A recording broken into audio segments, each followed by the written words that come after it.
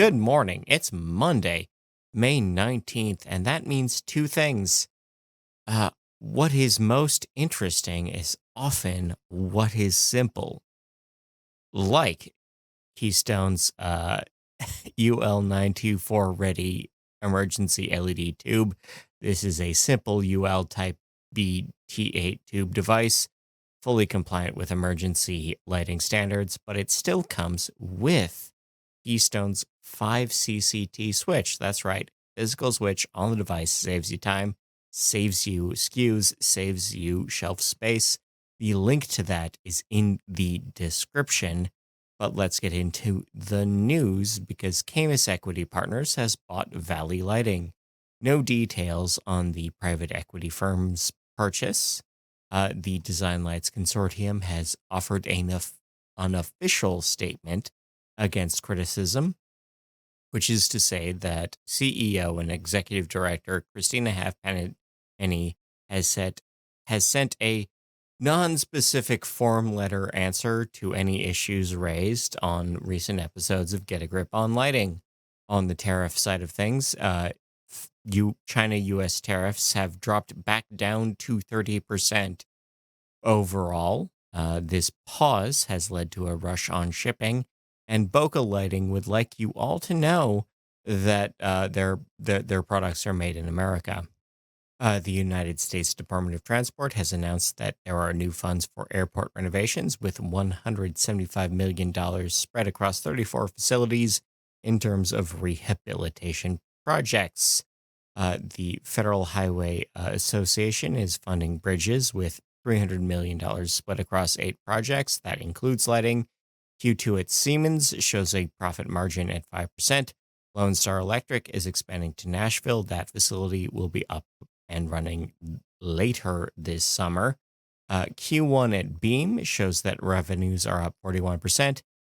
Q1 at Energy Focus shows losses at 5/8 of a million dollars.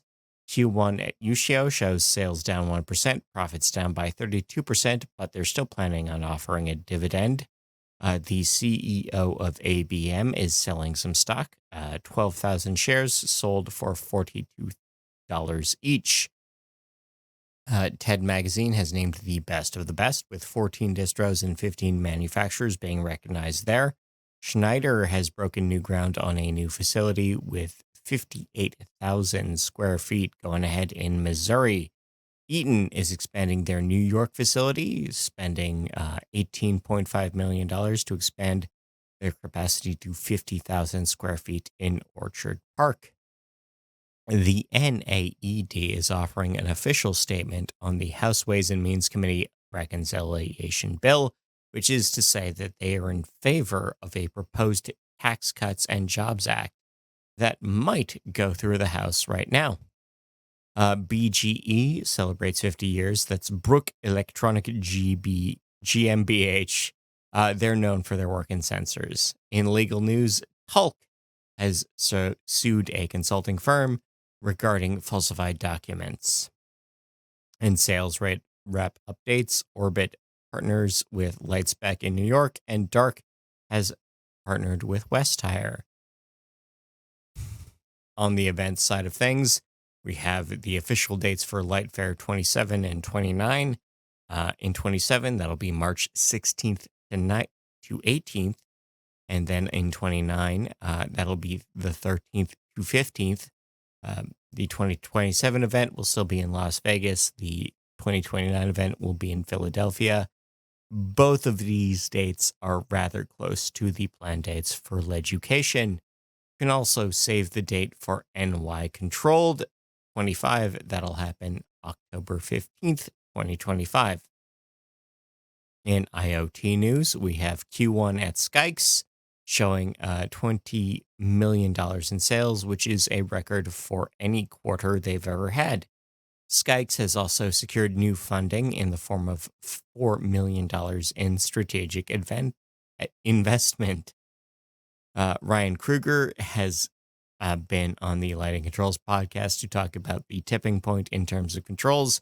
Washington, D.C. has extended their smart city project into parks, which is to say A 75,000 pole project has gone from the streets to the parks of the city.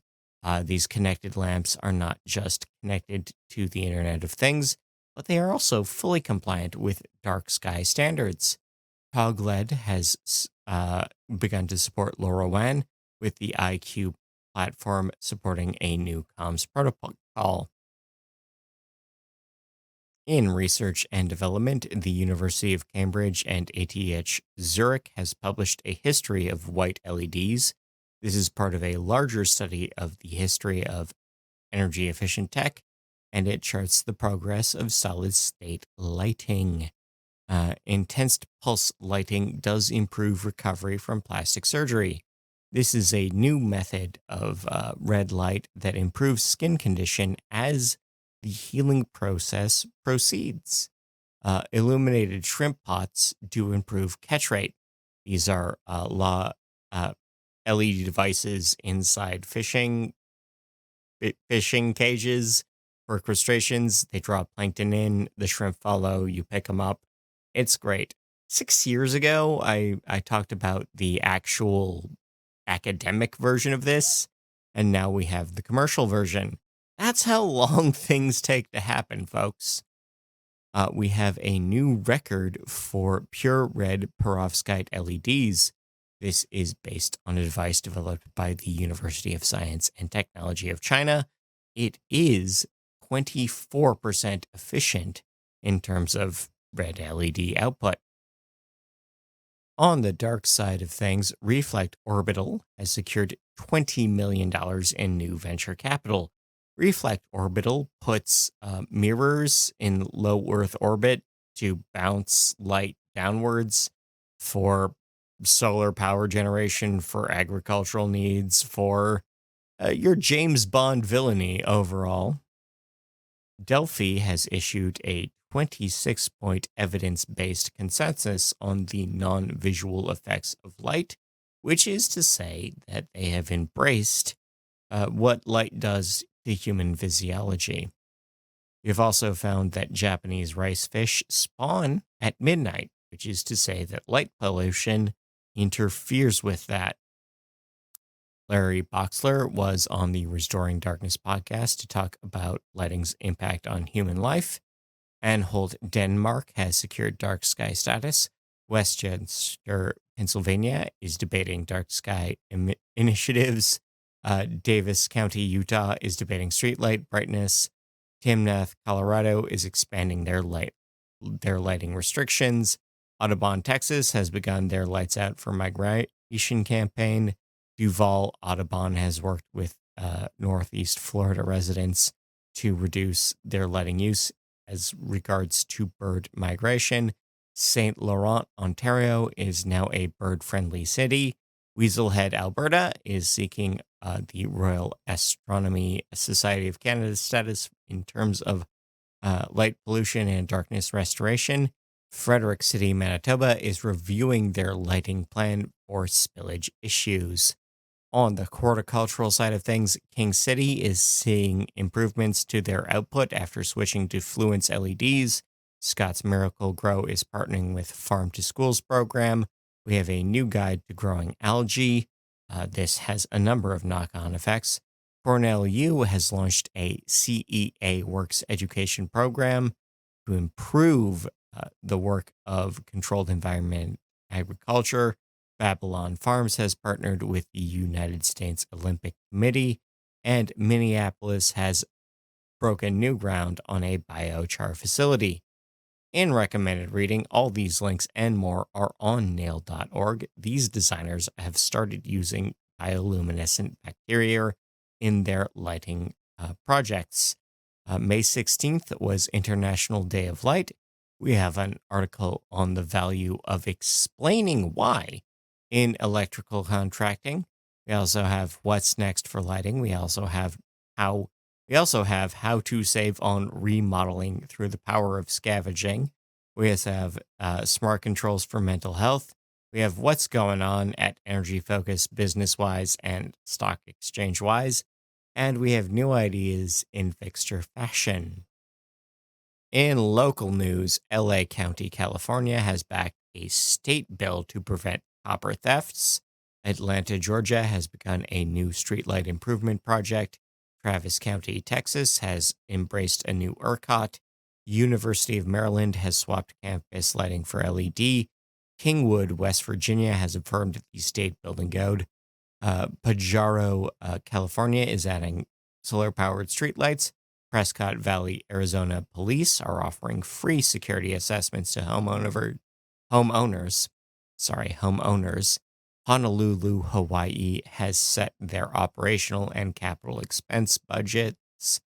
Some streetlights in Orillia, Ontario are still out. Some streetlights are just still out due to ice storm damage. That happened in December. We have $1 million in grants for Pittsburgh Parts. Pompano Beach, Florida is adding solar lighting to crosswalks. We have the local utility finishing energy projects in Grand Rapids, Michigan, specifically for schools. Oskaloosa County High School baseball fields have gotten new lighting as part of their overall success at the World Juniors of Baseball. Cornwall, Lebanon, Pennsylvania school districts have begun a new school and stadium upgrades. The utility in Johnson City, Texas has begun running a children's day camp for energy efficiency. Internationally, the Eurovision Song Contest suffered lighting issues in the semifinals that delayed progress on the whole contest. But yeah, go play Ya Ya Ding Dong right now. Thai officials have seized 200 tons of unlabeled foreign e-waste as they enter the country. In People News, Jonathan Raspberry has been named an admin at the AEEF, that's the Arkansas Efficiency Federation, and Brad Lurie has been named VP at the ISS North America. Otherwise, in things that are weird, a pedestal lamp designed and built by Frank Lloyd Wright was sold at auction for $7.5 million. You can turn an old security camera into a bird feeder. You can also now buy UV-ready Tupperware if you're concerned about the safety of your food, or you can automate your terrarium if you need a smart device to help you feed your turtles. Otherwise, I've been Scott Walker. I want to thank you for your time, for your attention. Until next week, see ya. I don't wanna know the things you did before I met you, baby. I don't wanna know the man you loved before I love you, baby. I just wanna find a girl loving me without any doubt. I see it in your eyes. There's no need to fight.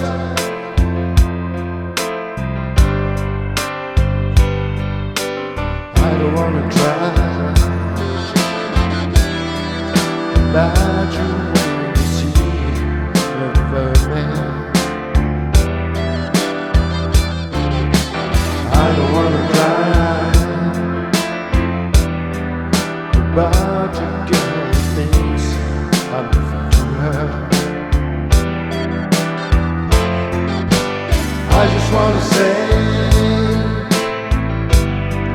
you're hurting me so badly, all your lovers.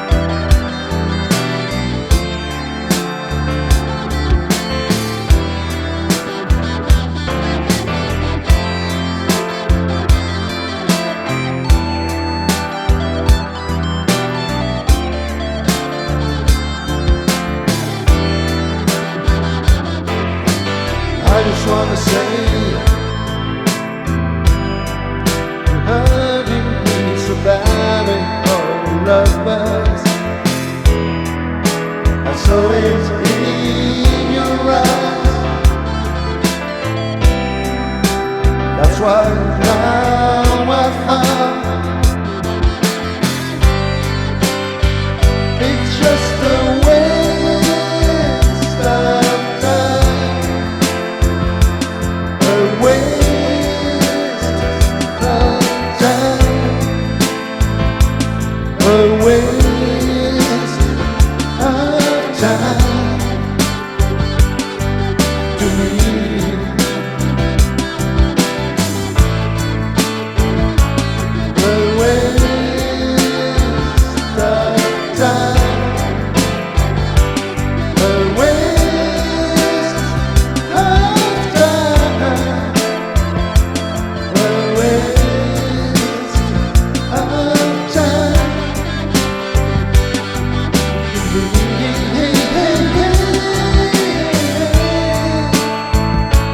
The waste of